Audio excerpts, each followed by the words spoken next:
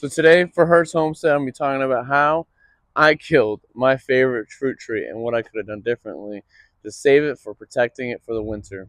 This is actually really crazy. So when I first did all this setup, I set up all the lights and I threw a blood blanket over it. For the coldest nights, 4 nights in a row when I did this, man, I would walk down in the morning, everything has frost and ice out on the ground. I touched that blanket and it was warm. So when I mean these lights actually work in the process, it's actually really, really cool. So if you want to grow citrus trees, you can. I just say grow in Georgia or South Carolina or North Carolina because you can. These incandescent lights have given us kind of a little cheat code, as you could say. So the way I killed my little fruit tree, I'm gonna be in this little screen while I'm showing you guys this stuff.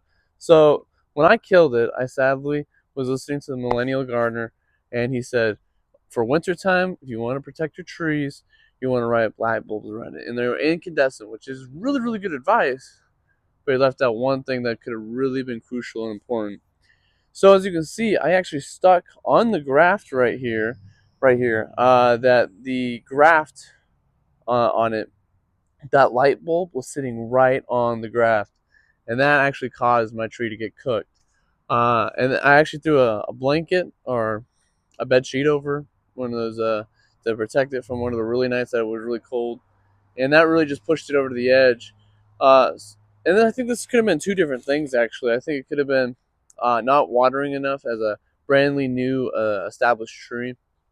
Uh, and I think it was also the lights sitting on that graft, because when the tree actually started to die, the stuff on the top was all green, as you can see.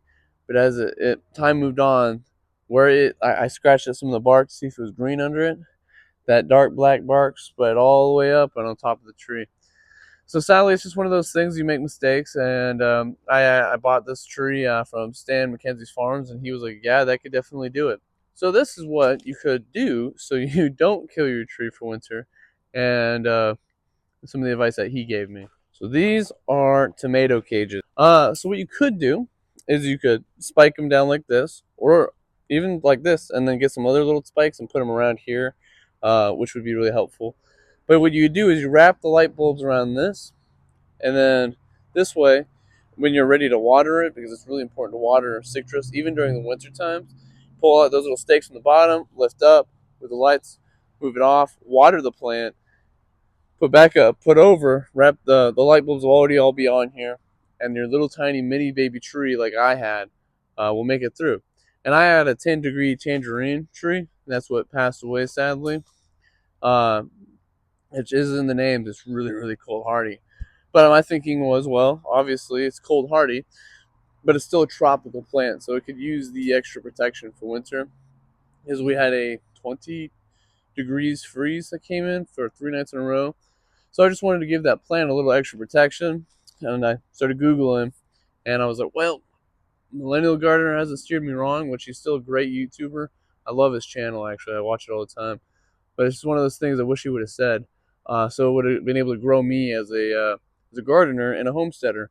So this is something I learned that I hope you guys can learn. So if you guys want to grow citrus, and make sure you put, you're watering your brandly newly your newly tree pretty consistently, and kind of get it on a basis until it's about, a decent size, because they are very prone, if they don't get water, they will shrivel up and die really quick.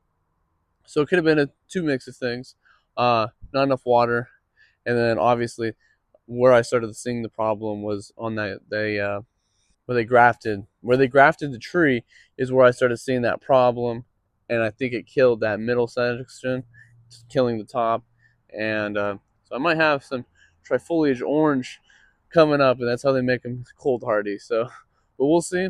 I hope you guys thought this was useful. This wasn't a super long video. If you have any questions, I respond to every single one of them. And yeah, give Millennial Gardener a subscribe.